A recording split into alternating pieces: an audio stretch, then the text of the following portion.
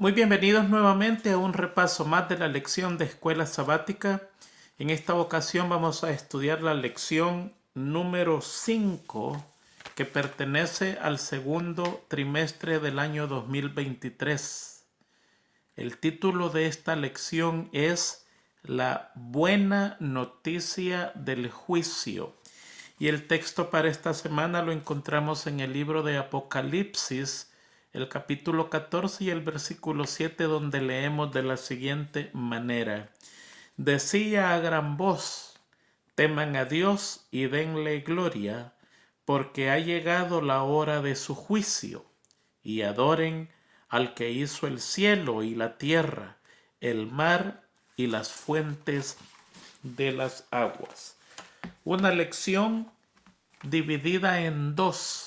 Comienza la primera parte ahora y continúa la siguiente semana con lo que se refiere al juicio que se está llevando en este momento en el cielo, conocido como juicio investigador.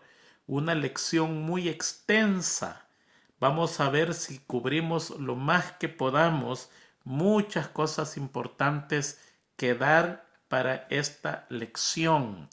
Antes de entrar en ella, tenemos tres anuncios. El primero de ellos es que vamos a dar esta semana más para las personas que se quieran inscribir en el grupo Berea.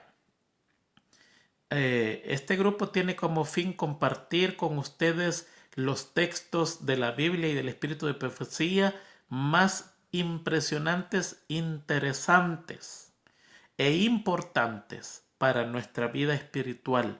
Así que si usted lo quiere recibir ya servidito en el plato, sin que usted ande buscando, ya solo para leer, por favor inscríbase, mande un correo electrónico a esta dirección, elhermanotony@gmail.com.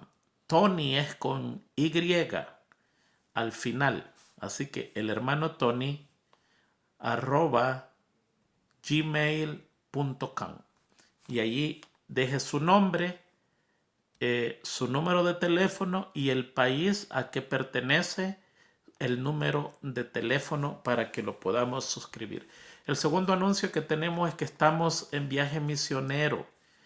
Tengan paciencia con el video si no está a tiempo, porque hay lugares que el internet es demasiado lento y nos tarda horas subir este video, pero tarde o temprano allí estará.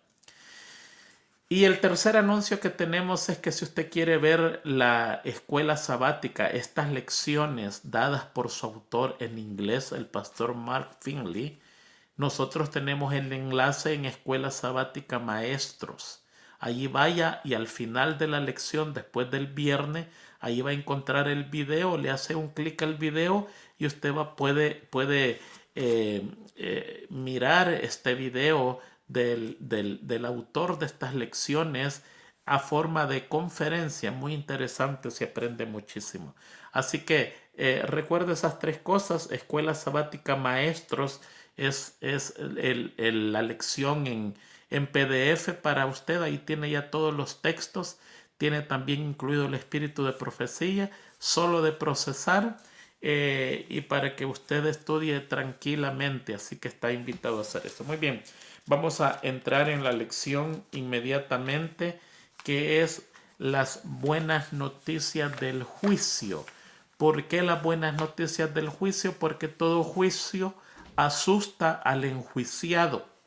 Cada vez que nos tenemos que enfrentar ante un juez, esa noche anterior no dormimos muy bien por el estrés que pasamos cuando nos toca enfrentarnos al sistema judicial. De acuerdo a la Biblia, todos seremos juzgados. Tarde o temprano seremos juzgados. Querramos o no querramos, vamos a ser juzgados. Estemos preparados o no lo estemos, vamos a ser juzgados. Segunda Corintios 5:10 dice, porque es necesario que todos nosotros comparezcamos ante el tribunal de Cristo para que cada uno reciba según lo que haya hecho mientras estaba en el cuerpo, sea bueno o sea malo.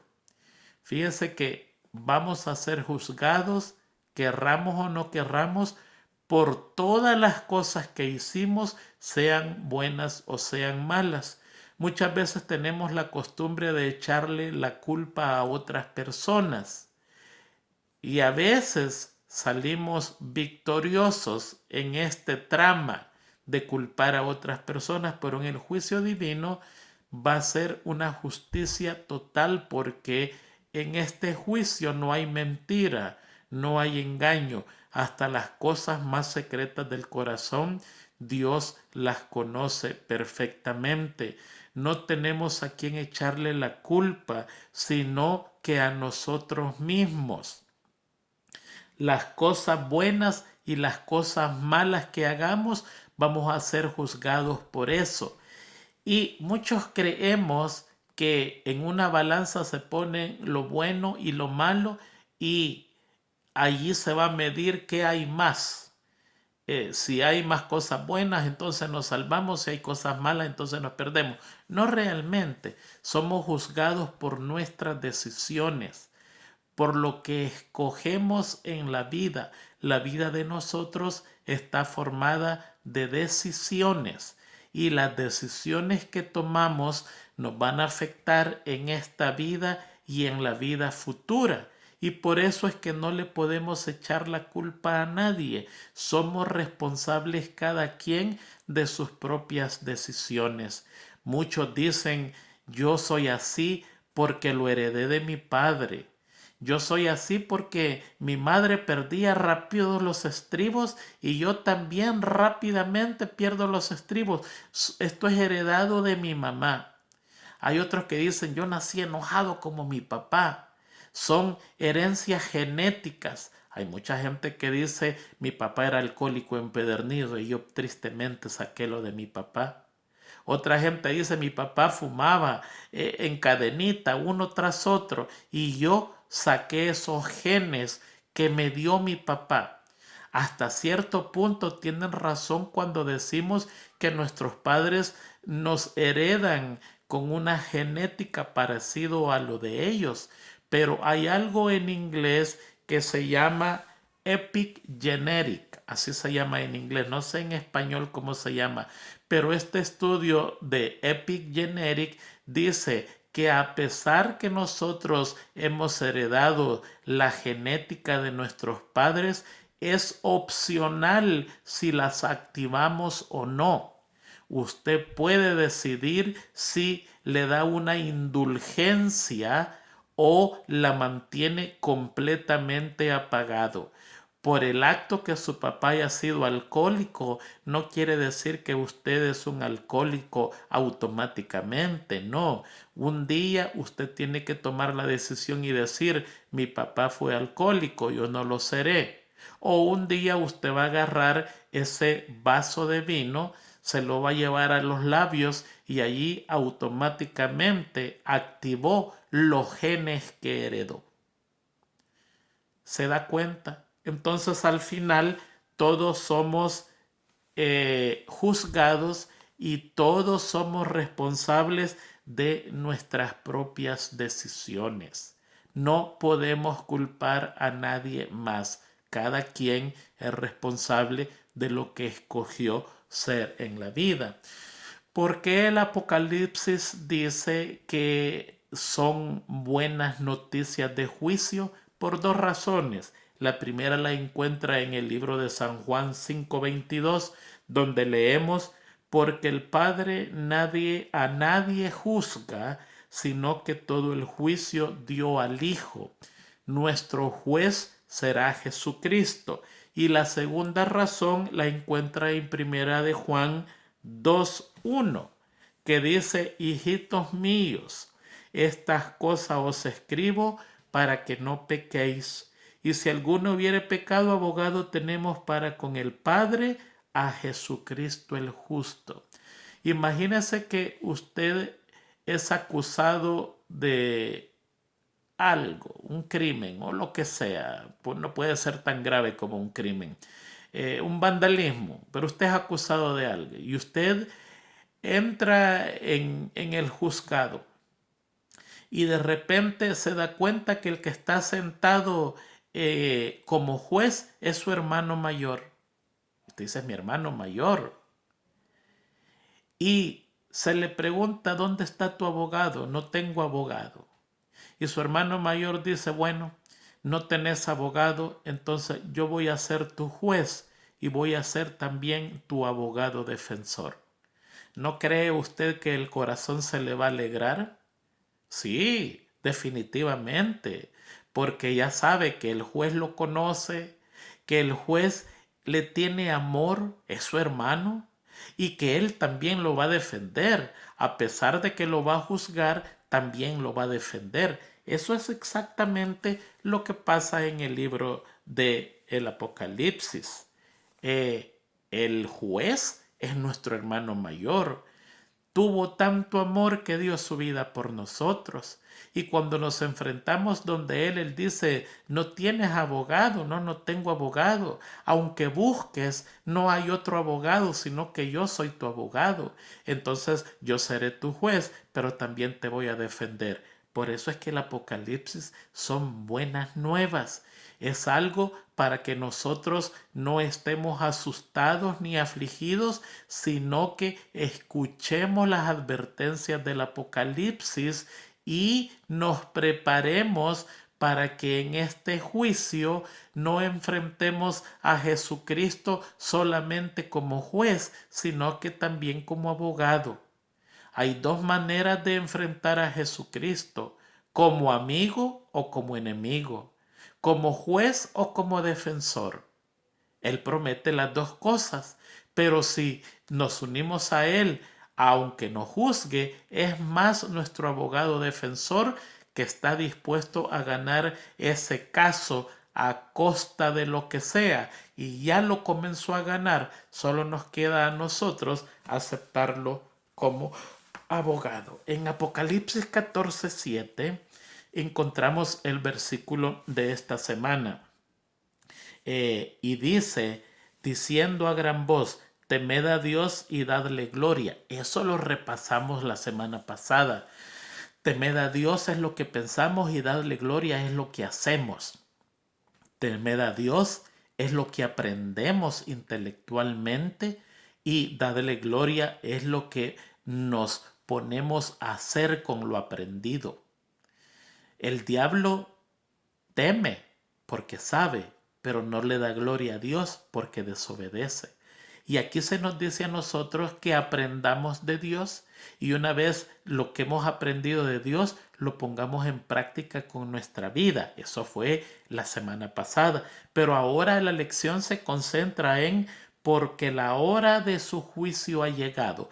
Y en esta frase, porque la hora de su juicio ha llegado, vamos a estar esta semana y la siguiente aprendiendo porque la hora de su juicio ha llegado. ¿La hora del juicio de quién? La hora del juicio de nosotros y también del juicio de Dios. ¿Se está juzgando a Dios? Quizás no pudiéramos decirlo que alguien está enjuiciando a Dios, sino que Él está mostrando en un juicio que su gobierno es un gobierno de amor y que no quedó nada en el universo por hacer por salvar al pecador. ¿Por qué es importante esto? Porque el diablo desde que se volvió diablo ha acusado a Dios Padre y a Dios Hijo injustamente. Ha dicho que Dios es un Dios tirano. Ha dicho que Dios es un Dios colérico. Ha dicho que es un Dios que mata. Ha dicho que es un Dios que no tiene misericordia. Ha dicho que es un Dios que no perdona.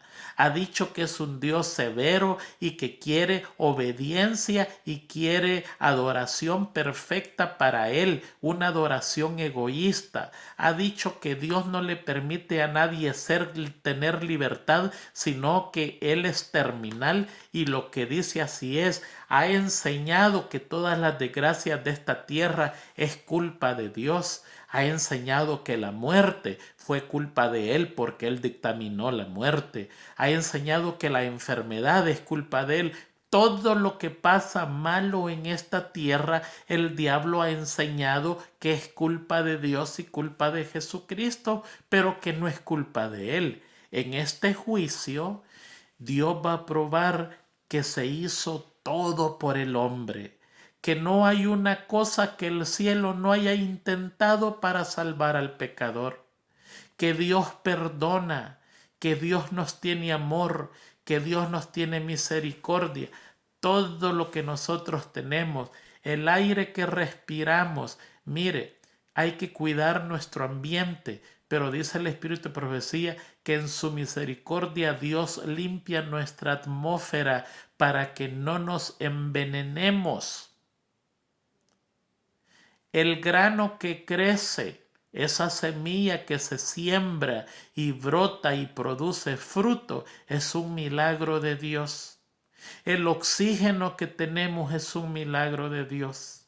El agua que brota por los ríos y quita la sed a toda la población de la tierra es un milagro de Dios. La lluvia es un milagro de Dios. El sol es un milagro de Dios. El perdón es un milagro de Dios. La muerte de Jesucristo es un milagro de Dios. La presencia de los ángeles es un milagro de Dios. El Espíritu Santo en nuestra vida es un milagro de Dios. Usted vive, usted nace, usted crece, usted vive por un milagro de Dios. En ese juicio Dios va a probar que Él es amor. En ese juicio Él va a probar que entregó a su Hijo, el único que tenía para salvar a lo inservible. Y el universo entero comprenderá y ya comprende que Dios es perfecto y Dios es amor y que es mejor seguir a Dios y su ley para evitar el desastre que está pasando en este mundo. Por eso es que es el juicio de Dios y allí dice, la hora de su juicio ha llegado. Somos juzgados todos, pero ante el universo se va a rendir cuenta que el cielo agotó hasta el último recurso para salvar al pecador. El universo entero quedará convencido de que se hizo lo imposible por salvar al pecador. El que se perdió es porque tomó la decisión de perderse y no porque no se le dio una oportunidad. El texto, porque es necesario que comparezcamos ante el tribunal para que uno reciba según lo que haya hecho mientras estaba en el cuerpo, sea bueno o sea malo, siempre ha levantado una pregunta: ¿somos salvos por fe o por obras? La semana pasada estuvimos diciendo que un árbol de naranja da naranjas porque eso es lo único que tiene que hacer, dar naranjas. No da naranjas porque quiere ser un árbol de naranjas. Dijimos que el cristiano es eso. Aquel cristiano que hace obras para ser cristiano no es cristiano, sino que el cristiano genuino es aquel que ama a Jesucristo y como un resultado natural del amor de Cristo en él, da obras, da frutos. Son buenas obras. Las obras es el resultado exterior de la fe interna. La fe no se ve, se experimenta. Las obras es el fruto de lo que experimentamos adentro. ¿Se da cuenta? Miren, yo he leído muchas veces, he escuchado muchas veces esta historia y hay muchos de ustedes que no la conocen, pero yo me puse a estudiarla, de este hombre malabarista. En el año 1859 puso una cuerda sobre el Niagara Falls, las cataratas del Niágara, y cruzó caminando sobre esa cuerda. Su nombre es Jean Francois Gravelet, es un francés, pero su nombre de artista es Charles Blondin. Así, Charles, como lo lee en español, Charles Blondin. Y cuenta la historia que era un malabarista, ¿cuál es la palabra? Un balancista profesional. Muchas veces se atravesó esa cuerda. Una vez se atravesó esa cuerda metido dentro de un saco. Ahí están las fotos, búsquelo. Una vez se atravesó esa cuerda subido en unos zancos. Una vez se atravesó esa cuerda subido en una bicicleta. Y una vez se atravesó esa cuerda y llevaba una cocinita y unos huevos. Y en medio de eso se puso a hacer un omelette o una torta de huevos. Era terrible. Pues la historia dice que en una de tantas llegó donde la multitud grandes que se reunían para observarlo y decían, ¿creen que ustedes que yo puedo pasar con una carreta? Y todos dijeron que sí. Y él preguntó, ¿creen ustedes que yo puedo pasar con la carreta y una persona dentro? Y todos dijeron que sí, sí él puede. Y él dijo, ¿hay una persona voluntaria que quiera subirse en la carreta? Y nadie quiso. Es que una cosa es creer y otra cosa es tener fe. Yo puedo creer intelectualmente, pero si eso no pasa de allí, no es fe, porque la fe me empuja a obrar. No es lo mismo ver la bestia que viene para donde uno que ir subido en la bestia. Son dos cosas diferentes. No es lo mismo. Entonces, ¿por qué somos salvos? ¿Por obras o por fe? Por las dos. No las puede divorciar. Si usted divorcia una de ellas, si usted separa una de ellas, se perdió. Así de sencillo. No hay más explicación. Porque por fe sola no se puede salvar. Muéstrame tu fe sin obras y está muerta. Por obras solas tampoco se puede salvar.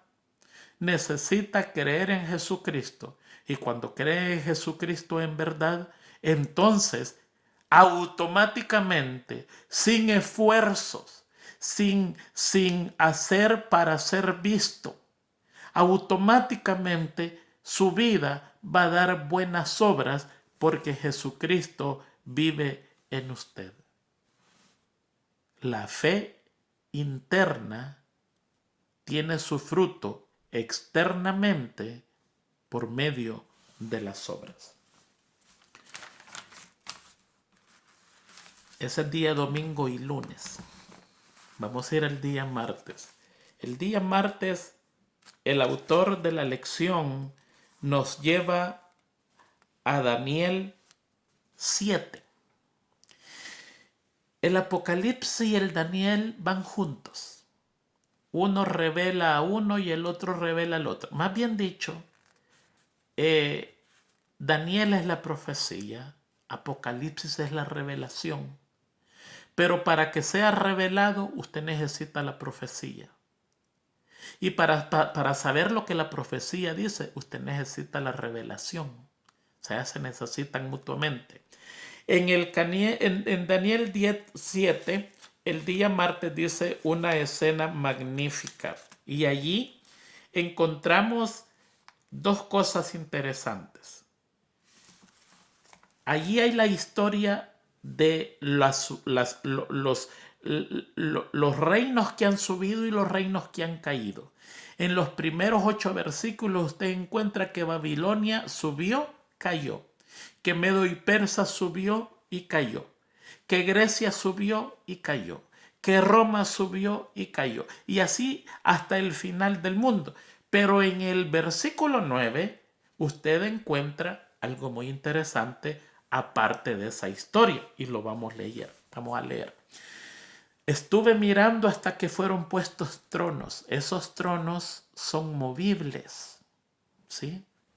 Son movibles, no están perennes. Y se sentó un anciano de días cuyo vestido era blanco como la nieve. Este es el Padre. Y el pelo de su cabeza como lana limpia, su trono llama de fuego y las ruedas del mismo fuego ardiente.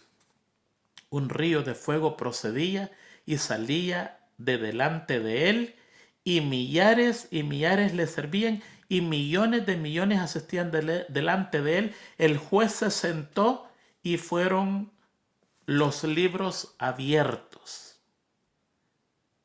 ¿Sigue? El Padre está sentado en su trono. Y allí hay miles y miles sirviéndole. El versículo 13. Miraba yo en la visión y aquí con la nube del cielo venía uno como hijo de hombre, que vino hasta el anciano de día y le hicieron acercarse delante de él. Ese es Jesucristo. Y cuando le hicieron acercarse delante de él, versículo 14 dice, y le fue dado dominio, gloria y reino para que todos los pueblos, naciones y lengua le sirvieran. Su dominio es dominio eterno, que nunca pasará, y su reino uno que no será destruido. ¿Qué es lo que está pasando allí? Aquí lo que está pasando, que esta es la esencia del gran chasco o el inicio del juicio investigador. Hay alguien que está en el trono, ese es el Padre, y allí alguien se le acerca y ese es el Hijo del Hombre que vino hasta el anciano de días y lo acercaron a él y le dio dominio, le dio gloria y le dio reino. Y todos los pueblos le iban a servir. Eso es exactamente lo que Guillermo Miller, el hermano Guillermo Miller, predicaba allá desde 1832 hasta el 22 de octubre de 1844. Aquí el problema fue que se interpretó mal. El Hijo del Hombre no está viniendo a la tierra, sino que está yendo donde el Padre. ¿Qué va a hacer donde el Padre? Oh, esas son las bodas del Cordero. El Cordero se está matrimoniando, se está casando. ¿Con quién se casa? Con la Nueva Jerusalén, la ciudad capital del universo, hermosísima. No hay cosa más impresionante en el universo que la capital del universo. Hay una parte del espíritu de profecía donde dice que se abrió el Orión. Por el Orión, que es extenso a saber en qué lugar del Orión está, porque es gigantesco la constelación esta, pero allí está la entrada al cielo. Y dice que la puerta quedó abierta y de esa puerta resplandecía lo brillante de la santa ciudad. Era como que en lo oscuro, imagínese usted un orificio abierto y salía una luz pero penetrante, blanca, hermosísima, y ese era el esplendor de la santa ciudad. Pues con esta santa ciudad se está casando. ¿Por qué? Porque el Padre se la regala. Le pertenece al Padre y ahora el Padre se la está dando a Jesucristo y le dice, te entrego la capital del mundo. Y con eso es el dominio. Te entrego el poder, te entrego el reino, te entrego la gloria, te voy a casar con mi ciudad amada, la Nueva Jerusalén. Y lo más grande de eso es que la Nueva Jerusalén va a dejar el cielo y va a venir aquí a la tierra, y ese va a ser el centro de gobierno del mundo. Eso es algo muy impresionante y esto es lo que está pasando aquí en Daniel 7. Están viendo los tronos y en ese trono está el Padre y Jesucristo es llevado allí. Es llevado allí para matrimoniarse con la Nueva Jerusalén. Entonces, ¿qué es lo que pasa acá? El hermano Miller no se da cuenta de que Jesucristo no está viniendo a la tierra.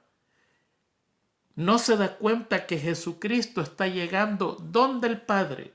Y él comienza a predicar que Jesucristo viene a la tierra. Y por eso es que se le conoce el gran chasco, la gran equivocación. Hubo preparación espiritual. Unos se unieron por miedo, otros porque no tenían otra oportunidad. pero hay unos que en verdad amaban la venida de Jesucristo y se unieron y se prepararon, dejaron todo lo que tenía y ese 22 de octubre que se va a estudiar la próxima semana, el tiempo perfecto de esta profecía, fue el gran chasco. Pero de ese chasco nace la Iglesia Adventista del Séptimo Día. Se le llamaba los del advenimiento, los que se equivocaron con el advenimiento. Y allí se comienzan a llamar los del advenimiento y comienzan a ser despedidos por las demás religiones porque siguen creyendo que algo pasó, pero Jesucristo viene. Y las iglesias comienzan a expulsar a esta gente. Y ahí es donde se cumple, ha caído Babilonia. No quisieron escuchar el mensaje y aún sigue ese mensaje pendiente porque está cayendo Babilonia aún. No ha terminado de caer. Y dice, salid de ella, pueblo mío. Todos los que en verdad quieren salvarse salgan de esas iglesias que no aceptaron originalmente el tema del advenimiento de Jesucristo. Y esta gente, al verse sacada de las iglesias, tiradas por las iglesias, comienzan a llamar, ¿tú eres un hermano de los del advenimiento? Sí, y comienzan a reunirse. Son los del advenimiento que después cambian el nombre a adventistas. Y en ese tiempo habían adventistas del sexto día, adventistas del séptimo día y adventistas del primer día, que más tarde se conoce la verdad del sábado y se pone su nombre formal como adventistas del séptimo día con aprobación de Dios, y hasta ahora ese nombre es un tremendo reproche para las demás religiones, porque esperamos el advenimiento como nadie lo espera y guardamos la ley de Dios, incluyendo el día sábado.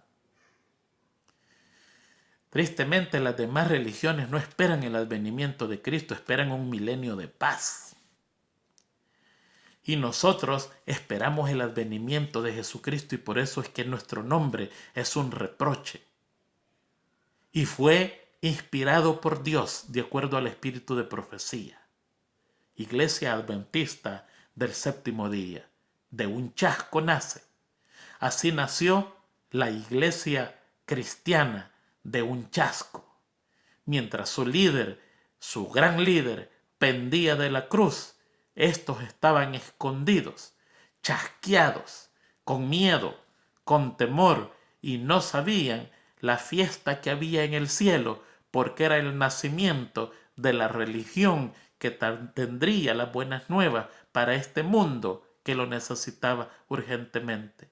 La iglesia cristiana nació de un chasco con los 12 apóstoles y Jesucristo, y la iglesia adventista nace también de un chasco, predicando que Jesucristo venía a la tierra, y en verdad no venía a la tierra, sino que llegaba donde el Padre, y una vez recibiendo el poder y la gloria, entonces ahora comienza lo que nosotros conocemos como el juicio investigador.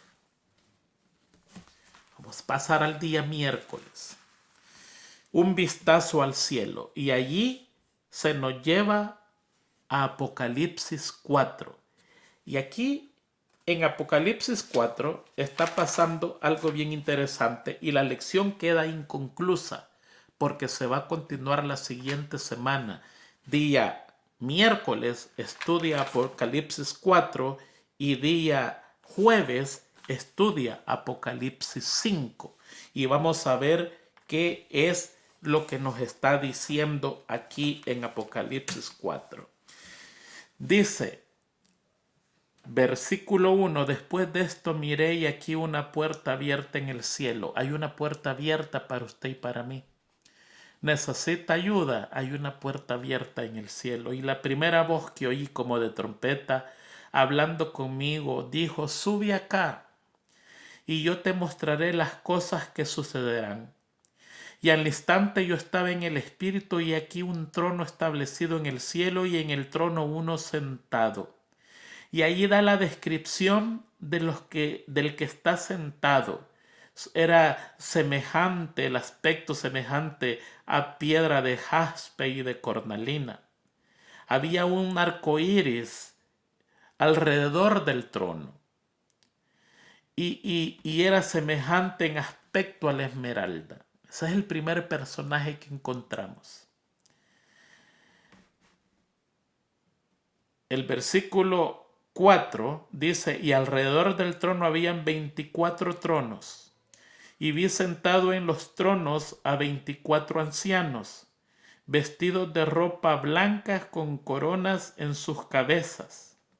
Y del trono salían relámpagos, truenos y voces, y delante del trono ardían 7 lámparas de fuego, las cuales son los 7 espíritus de Dios. Fíjense que en estos textos encontramos a uno sentado en el trono, que es el Padre. Encontramos a 24 ancianos sentados en 24 tronos, y encontramos al Espíritu Santo, que en este caso se refiere como los 7 espíritus de Dios. 7 es perfección o compleción, completo. En el idioma hebreo está el Espíritu Santo, están los 24 ancianos y está el Padre. El versículo 6, delante del trono había un mar de vidrio semejante al cristal, y junto al trono y alrededor del trono 4 seres vivientes. Aquí encontramos otro grupo de personajes.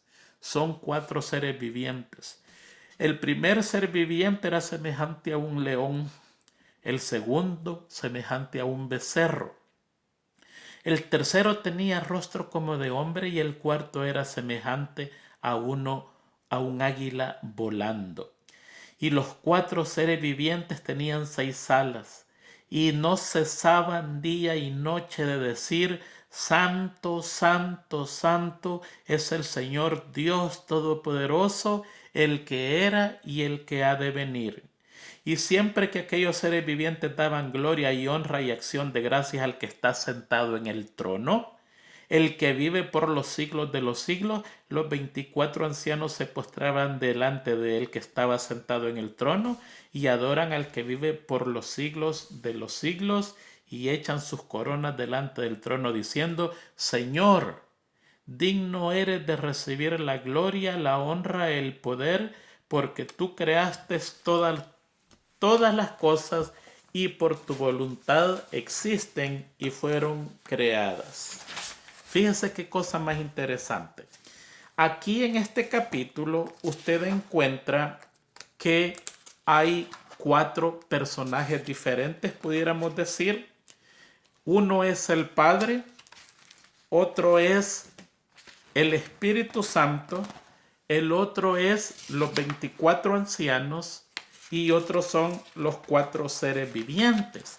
Pero en el capítulo 4 usted no encuentra a Jesucristo ni los ángeles.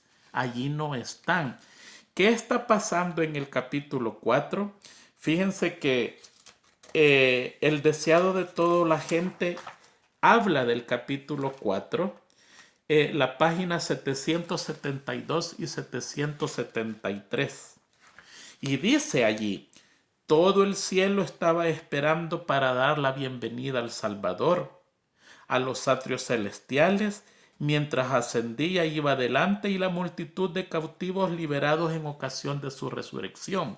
En el capítulo 4 hay una reunión de seres encumbrados que están esperando el arribo de Jesucristo, que va desde la tierra con todos los salvos. Eso lo dice allí. Y más abajo dice: allí está el trono, y en derredor el arco iris de la promesa. Está describiendo la escena misma del capítulo 4. Allí están los querubines y los serafines. Allí están los comandantes de las huestes angélicas, los hijos de Dios, los representantes de los mundos que nunca cayeron. Allí están los 4 seres vivientes. Ahí están los 24 ancianos, que es un número profético, no son 24, sino que son millones y millones, pero aquí les da 3 títulos a ellos: los comandantes de las huestes angélicas, o sea que los 24 ancianos no son cualquier ángel, son los más elevados ángeles. los hijos de Dios, que también se le conocen a ellos como los hijos de Dios, y también se le llama los representantes que nunca cayeron, los representantes de los mundos que nunca cayeron. Allí está este grupo. Entonces en Apocalipsis 4 solo aparece el Padre, el Espíritu Santo, los 24 ancianos y los 4 seres vivientes, y están reunidos porque están esperando a Jesucristo. Y ahí, si usted lee todo el deseado de toda la gente, que es el último capítulo, léalo por favor. Allí dice que el Salmo 24 es el que se canta: levantado pues, oh puerta, vuestras cabezas, y entrará el Rey de Gloria. Muy bien. En la lección nos explica un poquitito en el día miércoles un vistazo al cielo, y allí la lección deja un poquitito abierto quiénes son los 24 ancianos.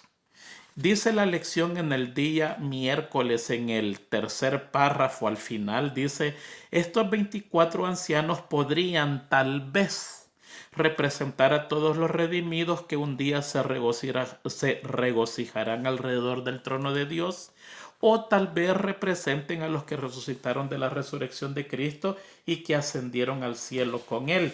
Pues no representa eso, porque tenemos palabra escrita del espíritu de profecía.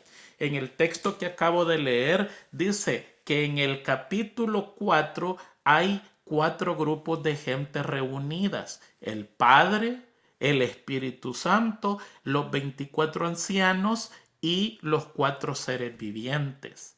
¿Qué están haciendo? Esperando a Jesucristo, que va con los redimidos. Entonces los 24 ancianos no son de los redimidos, ya están en el cielo esperando a Jesucristo. El mismo capítulo último del deseado toda la gente dice: este es el concilio, los 24 ancianos, que Lucifer quería apoderarse para gobernar el universo. ¿Por qué? Porque estos son los representantes de los mundos que no han caído. Y si Lucifer lograba convencer a este grupo especial que se le llama el Concilio del Cielo, así es como se le llama a los 24 ancianos, entonces hubiera habido una crisis terrible en todo el universo. Pero este concilio es muy elevadísimo. Son ancianos y están junto al anciano de días. Aquí está hablando de edad, no de título. Parece que estos son los más mayores en el universo. Fueron los primeros hijos de Dios. Si es que la eternidad tiene principio, en algún momento ellos fueron creados, la eternidad no tiene principio, pero estos son los hijos de Dios, son tan ancianos, tienen tronos, se visten como Dios, tienen corona, tienen vestidos blancos y no habitan en el cielo. Recuérdese que Daniel 7 dice: y estaba viendo cuando fueron puestos tronos, o sea que son tronos movibles, no están siempre allí. En Job aparecen estos 24 ancianos. Dicen: y vinieron los hijos de Dios a presentarse ante Dios, y entre ellos vino Lucifer.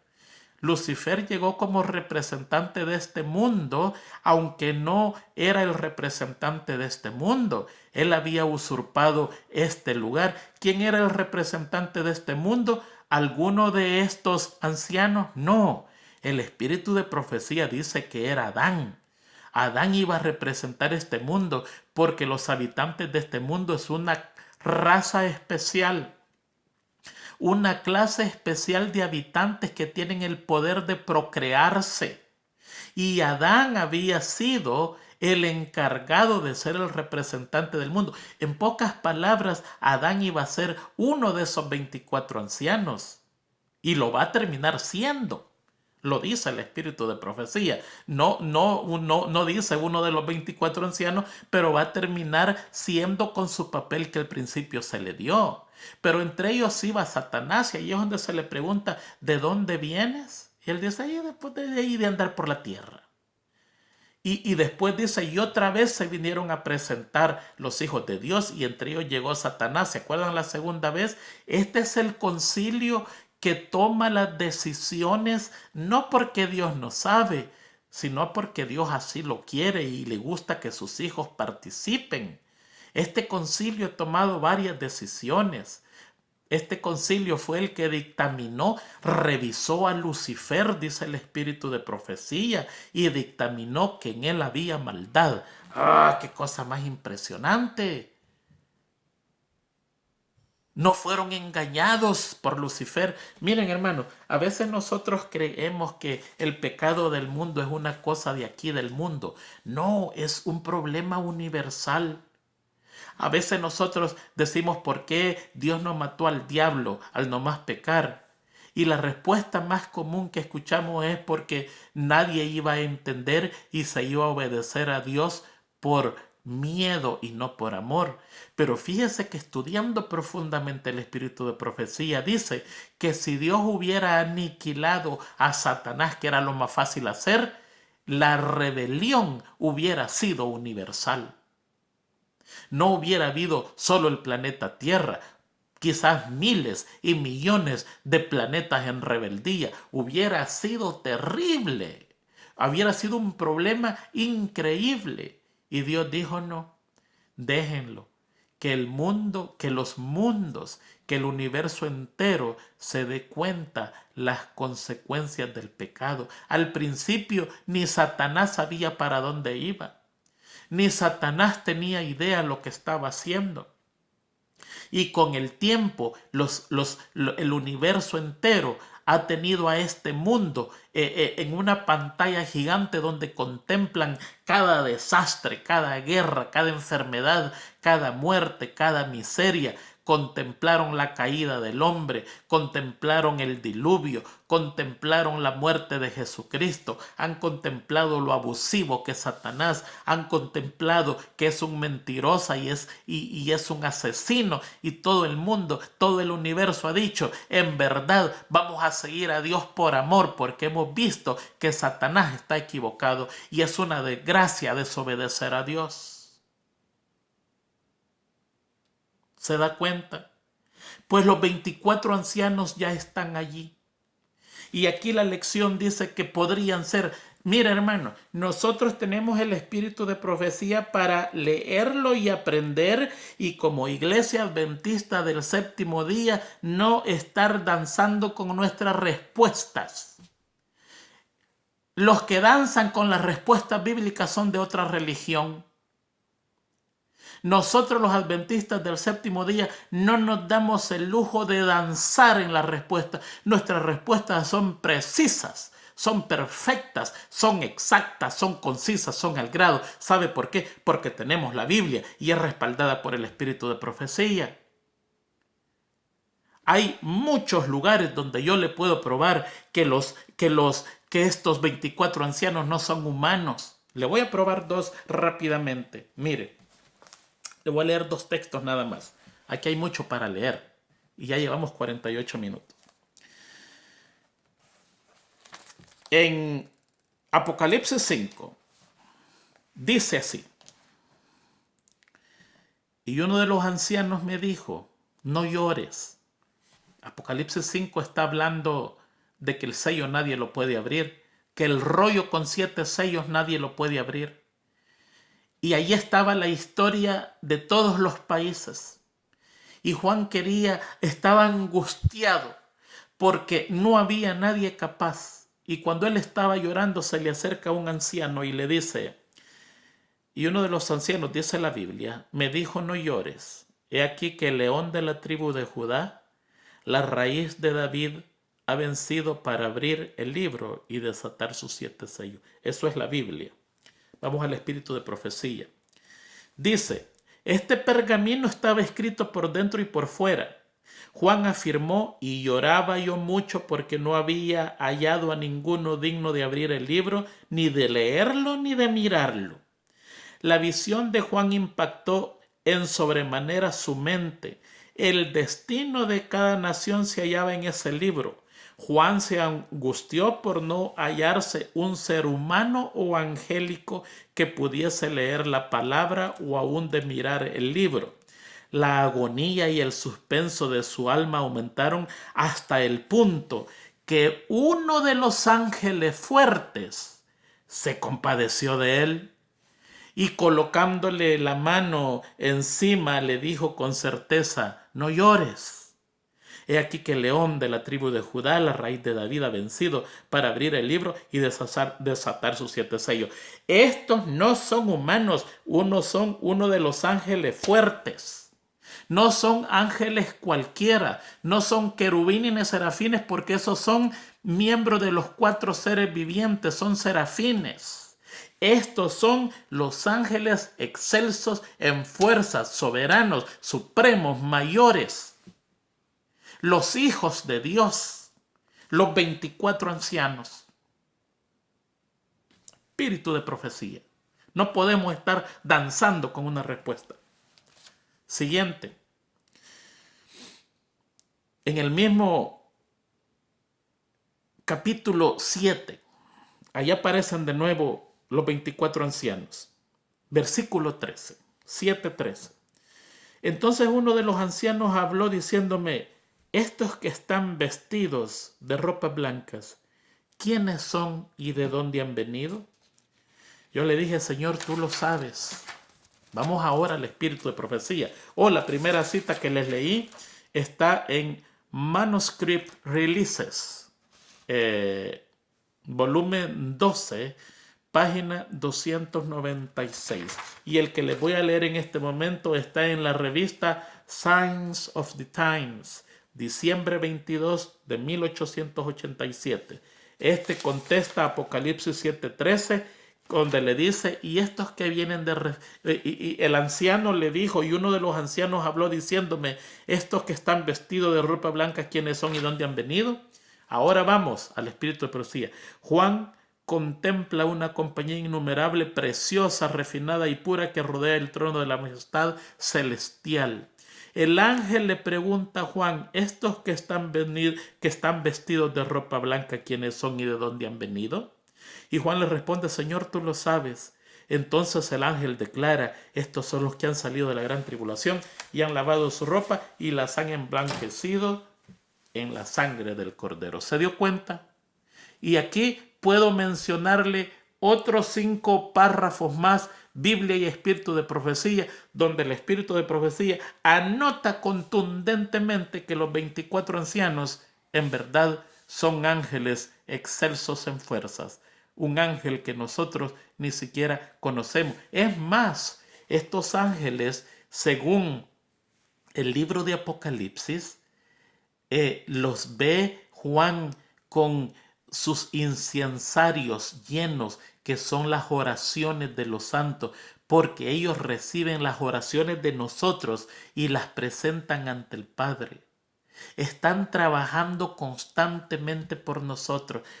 Quisiera tener el tiempo para leerlo, pero no, tenemos que avanzar. Así que queda clara la respuesta. No hay por qué danzar con nuestras respuestas. Hay un contundente sí.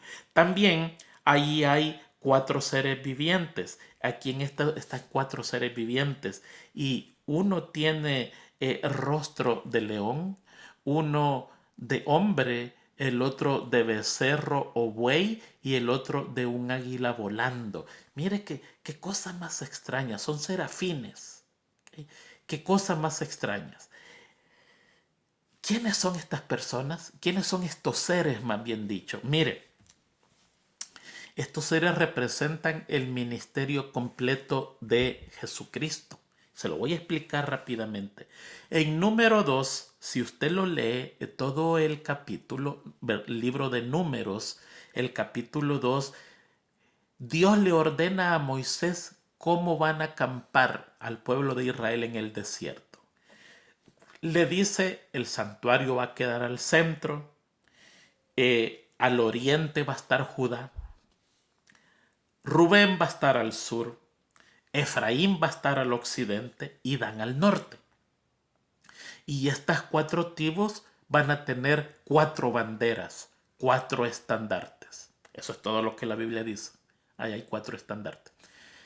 Pero la historia judía nos explica cómo es estos estandartes y las tribus y el por qué. Esto es historia judía. La Biblia habla solo de 4 estandartes y de 4 tribus. Y dice el nombre de las tribus. Hasta allí no más. Pero la historia judía dice, y yo se lo voy a repetir brevemente. Cada tribu tenía un estandarte. En este caso se mencionan 4 tribus. Y cada estandarte tenía un color, y ese color era de acuerdo a la piedra que llevaba el sumo sacerdote en su pectoral, aquí en el pecho. Y cada estandarte tenía una figura, y esto es como los judíos lo explican.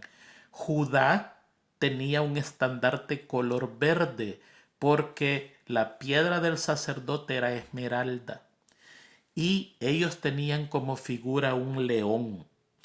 Apocalipsis 5 dijo, no llores. He aquí que el león de la tribu de Judá. ¿De dónde salió Jesucristo? Del linaje de David, de la tribu de Judá. La tribu de Judá es la tribu de los reyes. Y Jesucristo, por linaje, era rey. Rey literal de Israel. Por eso es cuando a Herodes le dijeron, su estrella hemos visto, un rey ha nacido ahora. Él se asustó y dijo, esto es bíblico. Hay alguien que ha nacido del linaje, el león de la tribu de Judá. Judá, color verde, su símbolo, un león. Rubén estaba al sur y su color era rojo, su bandera era roja porque lo representaba el sardio. Y la piedra sardio es roja, estaba en el pectoral del sacerdote, y él tenía la cara de hombre porque fue el primogénito de su padre, de Jacob, jefe de familia, un hombrecito, el primer machito. Entonces él tenía la cara de hombre en el estandarte, en la bandera. Después le seguía Efraín. Y Efraín tenía una bandera color dorada porque su piedra era el crisólito. Y esta piedra es dorada. Es dorada. Y él tenía como imagen un becerro o un toro. Recuerde que José soñó con 7 vacas flacas y 7 vacas gordas. Este puede ser un becerro, un toro o una vaca. Un buey le llaman otras versiones bíblicas. Y además en Deuteronomios 33, cuando Moisés está muriendo, le da una bendición y le dice, como el primogénito de su toro es su gloria. Lo representa un toro. ¿Ve? Tiene que ver mucho con un toro el caso de Efraín. Y después tenemos a Adán, que es un águila. Su color de su bandera es rojo y blanco porque su piedra es carbunclo y representa un águila. En Génesis 49, Adán se le da el cargo de juez y se le llama, será serpiente junto al camino, víbora junto a la senda que muerde los talones de los caballos y hace caer atrás el jinete. Pero el primer jefe de familia, Ayeser, dice la historia judía que cambió la serpiente por un águila, porque en toda batalla que había entre un águila y una serpiente, el águila salía ganadora y él puso la imagen del águila en su estandarte. Ahora, fíjense que el libro de Apocalipsis 4 habla de estos 4 vivientes, pero en Ezequiel ya habla de esos 4 seres vivientes. Ezequiel 1:10 dice, y el aspecto de su cara era cara de hombre, y cara de león, y cara de buey, y cara de águila. O sea que ellos conocían a estos seres vivientes anteriormente. No es nuevo del Apocalipsis. En el Antiguo Testamento está todo eso. Muy bien. ¿Por qué representan estos 4 seres vivientes el ministerio de Jesucristo? Porque esos 4 estandartes de Israel representan el ministerio de Jesucristo. Oh, el león representa a Jesucristo como vencedor. El becerro a Jesucristo como nuestro máximo sacrificio. El hombre representa a Jesucristo como nuestro Dios hombre salvador y el águila representa a Jesucristo como nuestro libertador. Mire, el león depende quién es usted. Si usted se salva, Jesucristo es el cordero inmolado por usted. Pero si usted se pierde, usted se va a enfrentar al león de Judá, que lo va a destruir. Y él lo va a destruir, y por eso es que es victorioso. No temas, que el león de Judá venció, es vencedor, va a vencer el mal, va a vencer al pecado, ya venció al demonio, lo venció en la cruz y lo falta vencerlo la última vez. Por eso es que la primera lección de esta semana, de este trimestre, comienza hablando de todas las victorias de Jesucristo sobre el diablo. El diablo es un ser vencido y por ser Jesucristo el vencedor y usted y yo por seguir a Jesucristo, entonces el Padre nos declara vencedor en el nombre de Jesús. No hay tiempo para lloriqueo. No hay tiempo para estarse lamentando. No hay tiempo para decir el pecado es tan grande que yo no lo puedo vencer. Si usted está de Jesucristo, entonces usted es un vencedor. El león de la tribu de Judá salió venciendo para vencer. Y todo aquel que lo siga va a vencer. ¿Va a vencer qué? El pecado de una vez por todas. El ministerio de Jesucristo, un vencedor del pecado. Es un becerro, porque el sacrificio más grande que podía dar un judío era un becerro, una vaca, un toro. Más de eso no podía dar, no había otro animal que dar. Y el más pobre daba unas espigas de trigo, y si tenía un poquito más de dinero compraba unos palominos, y si tenía más dinero podía comprar un cordero.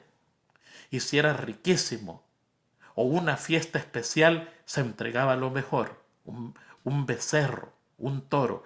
Jesucristo es la máxima expresión de nuestro sacrificio. No hay sacrificio más grande en el universo que el de Jesucristo.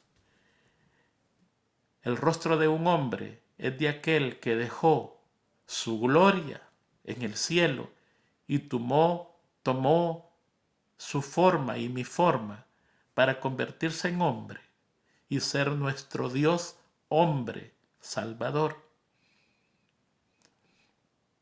A imagen de Dios fuimos creados. Todos nos parecemos a Jesucristo. Él lleva estampada su imagen y mi imagen. Es como un rostro reflexivo que todo el que lo ve es atraído por él, porque en su gran fama que tenía, cuando la gente lo contemplaba decía, uy, si yo me parezco a Jesucristo. Es que él lleva la imagen de todos nosotros. Por eso es que en el libro de Cantares dice, mi amado es rubio sonrosado, señalado entre 10.000. Sus cabellos es como el loro finísimo. Sus guedas, una gueda es un colocho largo, blanco, rubiecito. Y el mismo versículo dice, mi amado es negro, su cabello es crespo como el cuervo, negro como el cuervo. Es que él lleva todos los colores de nosotros. Si un blanco, rubio, ojos azules lo ve, Jesucristo es blanco, rubio, ojos azules. Y si un negro, pelo crespo, color cuervo lo ve, Jesucristo es negro para él. Por eso es que cada quien tiene su Cristo negro, tiene su Cristo blanco, tiene su Cristo chino y está perfecto porque es la imagen de todo humano sin importar quién sea, Jesucristo hombre. Y el águila representa a Jesucristo como nuestro liberador. Éxodo 19:4 dice, oh, ¿viste lo que hice como los egipcios? Los tomé sobre alas de águila. Deuteronomios 32 dice, como el águila que excita su nidada, revolotea sobre sus pollos, extiende sus alas, los toma, los lleva sobre sus plumas, Jehová solo los guió. El famoso Salmo 103 que dice, bendice, oh alma mía, Jehová, bendiga todo mi ser su santo nombre. Bendice, alma mía, Jehová, y no olvides ninguno de sus beneficios. Él es quien perdona tus iniquidades, el que sana todas tus dolencias, el que rescata del hoyo tu vida, el que te corona de favores y misericordia, el que sacia de bien tu boca, de modo que te rejuvenezcas como el águila. Salmo 91 dice, con tus plumas te cubrirá y debajo de sus alas estarás seguro. El ministerio completo de Jesucristo representan esos 4 seres vivientes. Cristo vencedor, Cristo nuestro sacrificio, Cristo hecho hombre y Cristo nuestro libertador. Y por eso pasamos al capítulo número 5, donde dice, vi en la mano derecha que estaba sentado el trono un libro escrito por dentro y por fuera, sellado con 7 sellos, y vi un ángel fuerte que pregonaba a gran voz diciendo, ¿quién es digno de abrir el libro y desatar sus sellos? Y ninguno, ni en el cielo, ni en la tierra, debajo de la tierra, podría abrir el libro, ni aún mirarlo. Y yo lloraba mucho, porque no había hallado a ninguno digno de abrir el libro, ni de leerlo, ni de mirarlo. Y uno de los ancianos me dijo, no llores. He aquí que el león de la tribu de Judá, la raíz de David, ha vencido para abrir el libro y desatar sus 7 sellos. Déjeme terminar con una historia real que sucedió en Nueva York.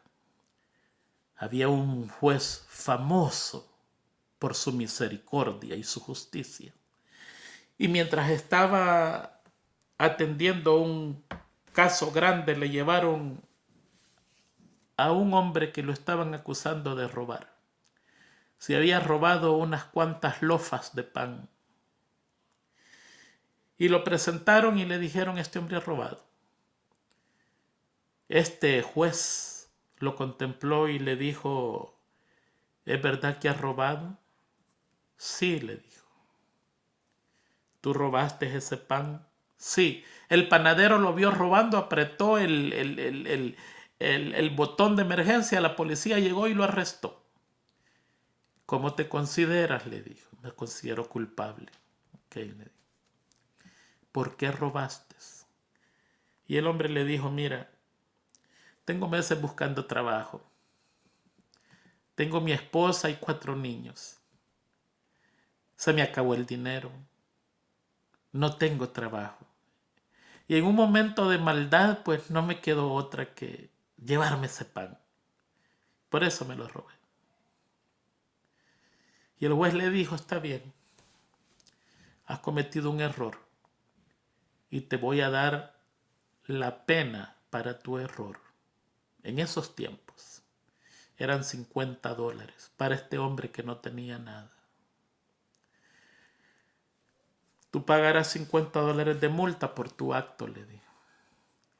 Y cuando le dijo eso, dice la historia que el juez se levantó, se quitó su traje de juez y se quedó en ropas civiles. Y fue donde el hombre y le dijo, ya te condené a $50, pero yo mismo te lo voy a pagar. Y es más, esta noche vas a ir a traer a tu familia y vas a cenar conmigo en mi casa. Eso es lo que Jesucristo hace con nosotros. Es mi juez, pero es mi abogado. Me dice, tú eres culpable. No hay duda. No te voy a exonerar tu culpa. Tú tienes culpa. Pero yo pago tu deuda. Y es más, esta noche llegaré a tu casa y tocaré a la puerta y esperaré que me abras. Y si me abres, cenaré contigo y me quedaré contigo. Por eso es que el Apocalipsis son buenas noticias de juicio. Porque el que me condena también me libera. Y no se queda allí con liberarme, sino que me ayuda y me hace salir de mi desgracia. Me tiende la mano, me eleva por encima de mis errores y de mis desgracias y de mis fracasos. Y me convierte en un hijo de Dios y me presenta ante el Padre como que nunca he pecado. Esa es la gracia de Jesucristo. Le dice al Padre, nunca ha pecado.